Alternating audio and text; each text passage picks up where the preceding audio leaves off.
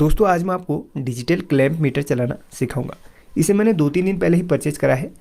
अब यहाँ पर इसमें जितने भी फंक्शन हैं सब आपको मैं समझा दूंगा, साथ ही और चलाना भी सिखा दूंगा।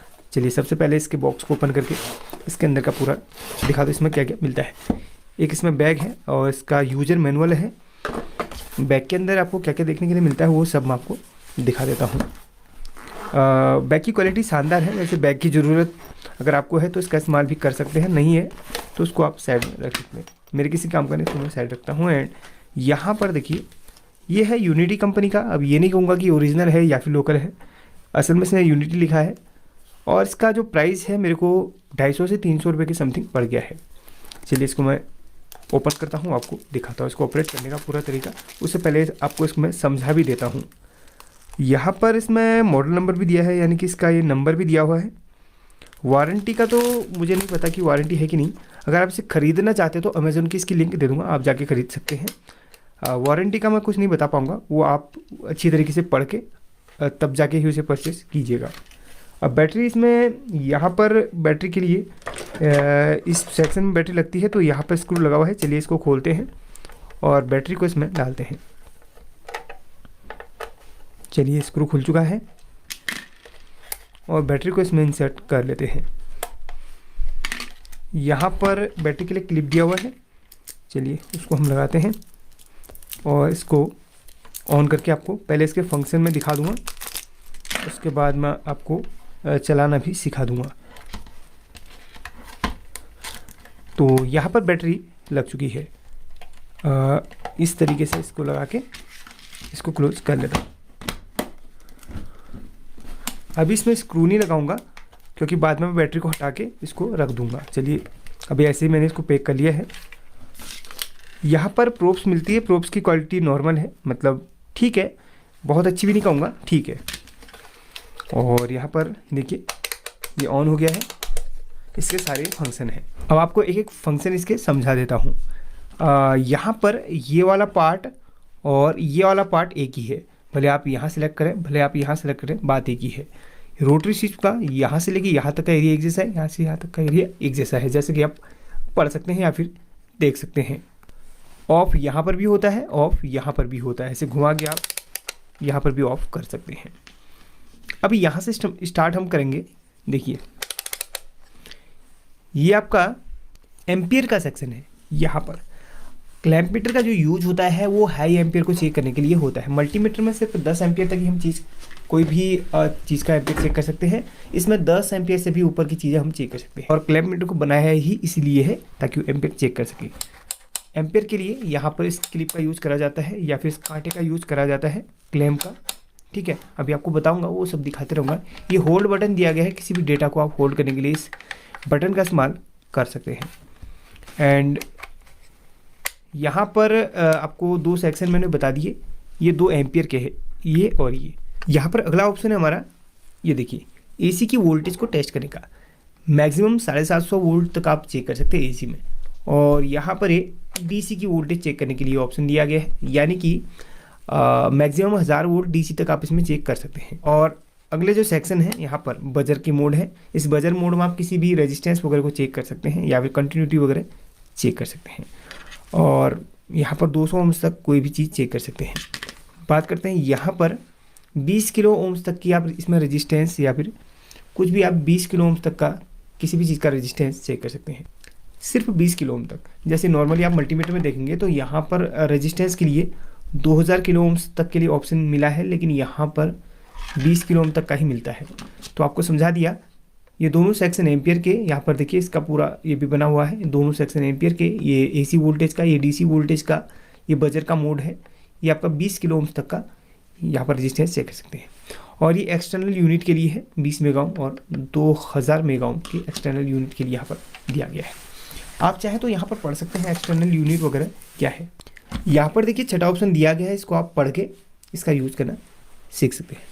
फिलहाल आपको इसके अदर ऑप्शन मैं बता देता हूँ या फिर इसके अदर ऑप्शन आपको यहाँ पर प्रैक्टिकली करवा देता हूँ। बाकी इसको आप स्क्रीनशॉट लेके रख सकते हैं और इसको समझ के इसको पढ़ सकते हैं। बाकी इस ऑप्शन को मैं क्लियर करके अगली वीडियो में आपको समझा दूंगा। जितने अदर ऑप्शन है वो आपको ज़रूर यहाँ पर समझाना चाहूँगा।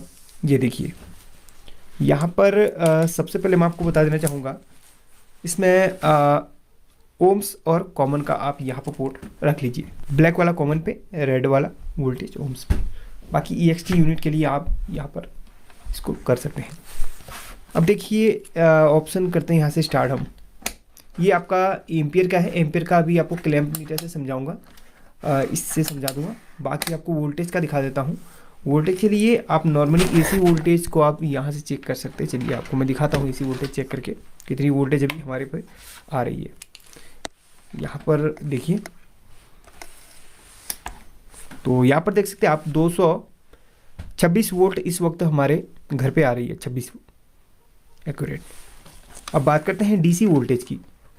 ये अगला ऑप्शन DC वोल्टेज का है। अभी मेरे पास बैटरी ही अवेलेबल है DC वोल्टेज के लिए। चलिए इसका भी हम चेक करके बता दें आपको।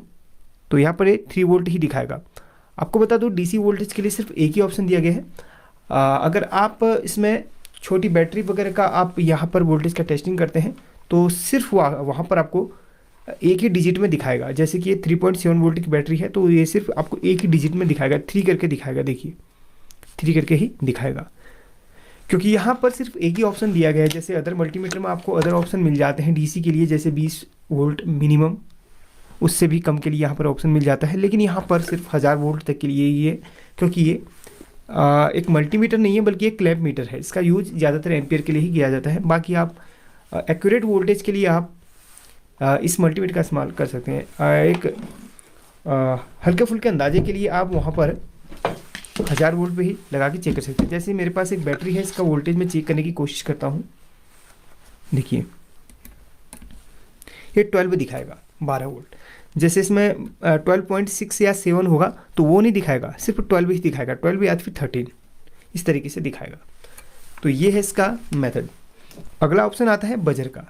तो यहाँ पर इस बजर के सेक्शन में आप किसी भी चीज़ की कंटिन्यूटी टेस्ट कर सकते हैं और रेजिस्टेंस की टेस्ट कर सकते हैं। इसमें आप LED टेस्ट कर सकते हैं। तो ये ऑप्शन इसलिए दिया गया है। यहाँ पर देख सकते हैं, इसमें एक खास बात है, इसमें बीप ऑप्शन भी दिया गया है, यानी कि इसमें बजर भी दिया गया है। देखिए कंटिन्यूटी सुनने के लिए। देखिए चलिए एक रेजिस्टेंस की टेस्टिंग करते हैं। कुछ बहुत कम ओम्स की है। ये देखिए कितने ओम्स की है, ये हमारी 10 ओम्स की। 10 ओम्स की रेजिस्टेंस यहाँ पर दी गई है, तो इसका वैल्यू यहाँ पर ये है। अगली एक और रेजिस्टेंस है, उसकी टेस्टिंग करते हैं हम। तो यहाँ पर नहीं दिखाएगा क्योंकि ये 200 ओम्स से ज़्यादा की है। चलिए 20 किलो ओम्स पे सेट करते हैं, देखते कितने वैल्यू का रेजिस्टेंस है। ये 20 किलो ओम से भी ऊपर का रेजिस्टेंस है ये वाला। जैसे कोई भी रेजिस्टेंस आपका 20 किलो ओम से ऊपर का होगा तो वो वहाँ पर वैल्यू नहीं देगा। उसको आप अदर मल्टीमीटर में रख के चेक कर सकते हैं। जैसे मैं 200 किलो ओम्स पे रखता हूँ क्योंकि इसमें हमारा 200 किलो ओम्स का भी ऑप्शन दिया गया है। चलिए टेस्ट करके देखते हैं कितने किलो ओम्स की है। ये हमारी 100 किलो ओम्स की, 97 98 दिखा 100 किलो ओम्स की है। तो यहाँ पर इस मल्टीमीटर से चेक कर सकते हैं। यहाँ पर सिर्फ 20 किलो ओम्स तक की ही रेजिस्टेंस आप टेस्ट कर सकते हैं। अब बात आती है एम्पियर की। तो मेन चीज़ है एम्पियर। और बच्चे ये दो ऑप्शन मैंने आपको अगली वीडियो में सही से इसको रीड करके आपको समझा दूंगा। एम्पियर को टेस्ट करने से पहले आपको इसके यहाँ पर जो बटन दिया गया है डाटा होल्ड के लिए, वो आपको दिखा देता हूँ। जैसे यहाँ पर एक रजिस्टेंस की टेस्टिंग करूँगा मैं। ये देखिए यहाँ पर, एक मिनट, इसको यहाँ पर सेट करते हैं। देखिए अब इसको मैं होल्ड करना चाहता हूँ। इस बटन को मैं एक बार प्रेस करूँगा, ये डाटा होल्ड हो गया। देखिए होल्ड हो गया ना, तो यहाँ पर इससे डाटा होल्ड हो जाता है।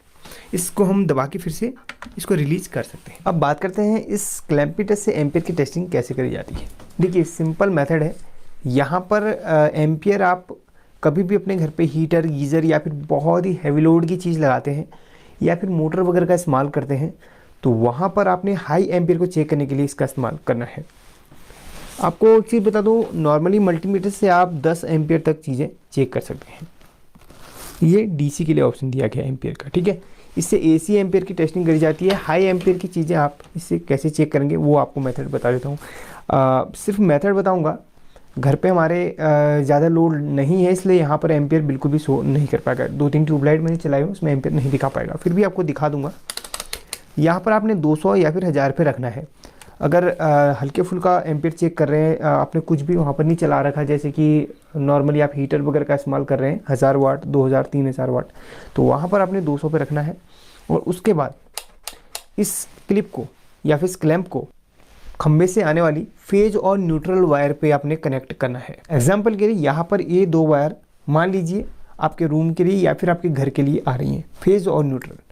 तो दोनों वायर में अलग अलग आपने इस क्लैंप को लगाना है। ये नहीं कि आपने वहाँ पर दोनों वायर को साथ ही में इस तरीके से क्लैंप के अंदर डाल दिया, वहाँ पर टेस्टिंग नहीं हो पाएगी।